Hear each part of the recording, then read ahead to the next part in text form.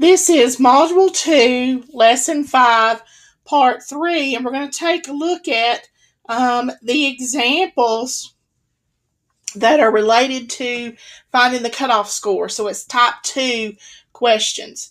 So these questions will have something like find the cutoff score, find the value corresponding to a certain percentage, and the calculator command that we referenced earlier is the inverse norm. You have to give it 3 parameters or 3 pieces of information: the area to the left of the cutoff, the mean, and the standard deviation. Guys, it is so important that you use the area to the left of the cutoff. That's how the calculator is programmed, so if you give it the wrong information, obviously you're going to get the wrong answer. Also, that area, which is typically given as a percentage, should be converted to a decimal before entering it into the calculator command. So let's revisit an example that we've been looking at already today. According to the ACT, American College Test Math, results from the 2017 ACT testing found that the students had a mean math score of 20.7 with a standard deviation of 2.0, and assume the distribution is normally distributed. So first off, again, remember here that they've identified for us that it is normally distributed. They have given us the mean score, and they have told us the standard deviation. Remember, those are the 3 things you have to know in order to work through these type problems. Also, remember that same information could be presented in symbol form, and so you would have X is approximately normal with a mean of 20.7 and a standard deviation of 2.0. Okay, it's just the shorthand notation. Notice how the question is worded here. It says find the 75th percentile. Okay, so they're asking me about a percentile, or in other words, what is the cutoff score that corresponds to the 75th percentile. Okay, so it's a little bit different, but that idea that they're asking me for that cutoff score is my clue that I need to use the inverse norm command. We still want to draw a picture and kind of get a sense of what's going on here. So I'm going to draw my horizontal axis, my bell-shaped distribution. The mean is in the middle, which is 20.7. Now, a couple things you may want to remember is that the mean automatically divides your data set so that you have 50% below the mean and 50% above the mean. We're interested, if you want to think about it, if you start on the left of the distribution, it's like this distribution runs from the left, you're way over here at like 0%, and all the way to the right, you would be at 100%. So you got to think about it. The mean's in the middle, and we're looking for the 75th percentile. Remember, by definition, that means that 75% of the data are below a particular score, which is what we're looking for. So the 75th percentile is probably going to be somewhere along in here. Okay, and I'm trying to figure out what score that would be. This would be the 75th percentile cutoff. Okay, now again, by definition, that means that 75% of the data are below or to the left of that score. So see, in this case, we actually have been given the information about the region or the area on the left. Okay, so I'm really ready at this point to enter the information. My command would be inverse norm 75% as a decimal is 0.75. Mean is 20.7. Standard deviation is 2. Okay, I'll pull my calculator up. Second vars, which is next to the clear button, you get your distribution menu. Now we're using inverse norm, which is option 3. My area to the left of the cutoff is 75% or 0.75. My mean is 20.7, and my standard deviation is 2. And I hit enter. And so it tells me that basically if a student scores 22 on the ACT, then they would be in the 75th percentile. So if I scored 22 on the ACT math, then it would indicate on my score report that I was in the 75th percentile. That means 75% of everybody who took the test scored below 22. All right, let's look at another example. Men's heights are normally distributed. So here again, they tell us it's normally distributed with a mean of 69 inches.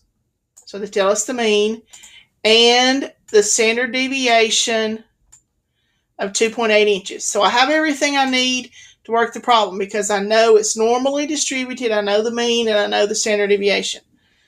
The standard casket has an inside length of 78 inches. A manufacturer of caskets wants to reduce production costs by making them smaller.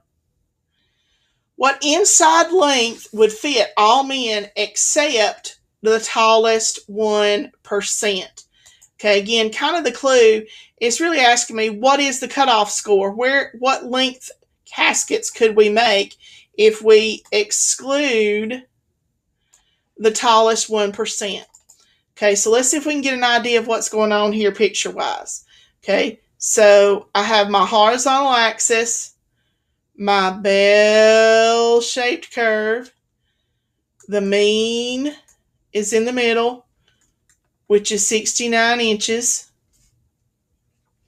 And we're going to make caskets that fit everybody except the tallest 1%. Now here again, you may have to think a little bit about where would that tallest 10% be? Remember, this would go from the shortest person to the tallest person. We always go small to large.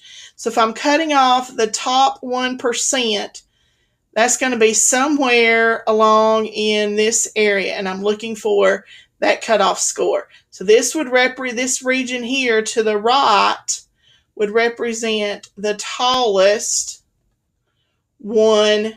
But now, guys, be careful though, because remember the command wants to know the area to the left. So I actually need this region, okay, because I need area to the left. Well, if the total area under the curve is 100%, which we talked about earlier, 100% minus the 1% we're going to exclude leaves 99% that would be included or be able to fit in the caskets. Okay, so you're really going to use the 99% in your calculations because you need the area to the left. So our command would be inverse norm 0.99, convert that to a decimal, 99%, mean of 69, and a standard deviation of 2.8. So I'm going to pull the calculator up. Let's walk through it.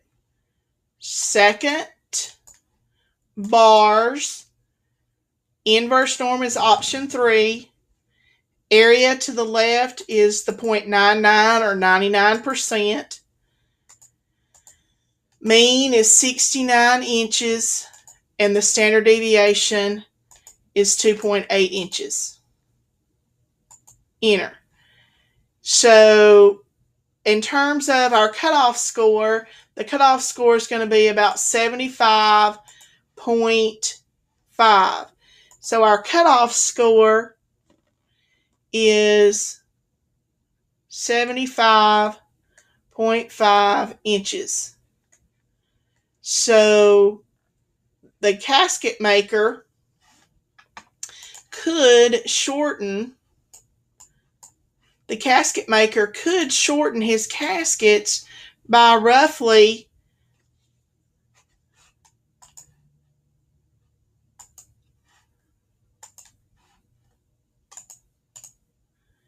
2.5 inches. Okay, so he would be able to save money probably over the long haul. Okay, I want to kind of see if I can set up the second one, this last one for you. I don't know if I'll have time to finish it for you. Okay, we got a citrus farmer. They tell us it is a normal distribution.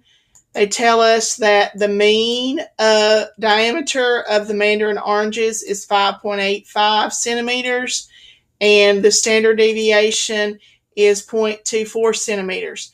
This was a little bit different because it's asking you about the middle 30%. Okay, so I want to try to sketch you a picture of what's going on here because that's where it gets a little tricky.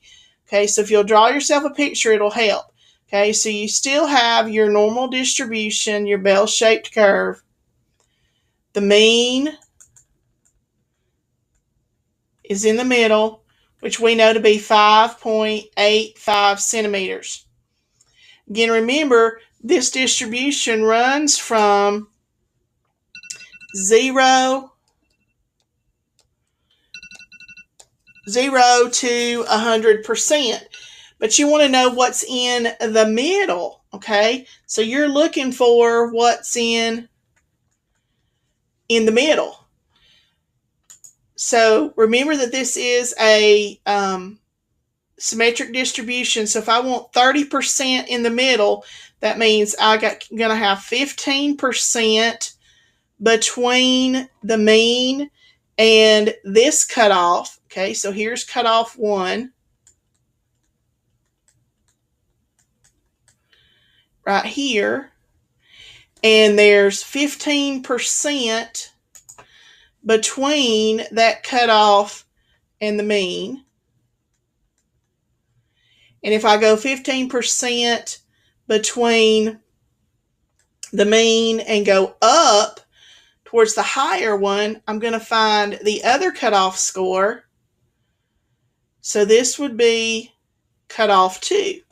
So I really have 2 cutoff values here. But guys, you got to be careful either way because you got to figure out what's in these other regions. Remember, it's a total of 100%. The mean divides it 50-50. So what you're going to have then is in this little tail out here, you're going to have 50% minus the 15% or 35%. And so since it's a mirror image, that also tells me that here on the other side, I'm going to have 35%. So you got to be careful about what values you enter into the calculator. Okay, so why don't you see if you can figure that one out, and I will post the answers for you.